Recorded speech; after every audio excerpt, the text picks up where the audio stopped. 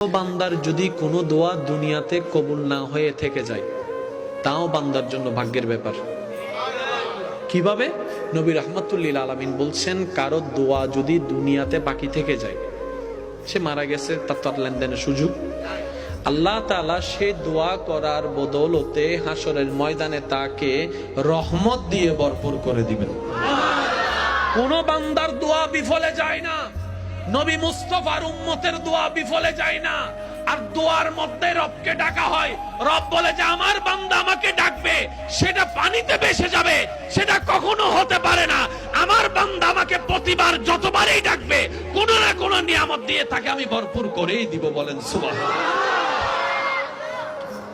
এমন রব পেয়েছি আমরা, সুবহানাল্লাহ। একটু জোরে, আমরা এমন রবের বান্দা। এবার আসেন, কষ্ট না হলে একটু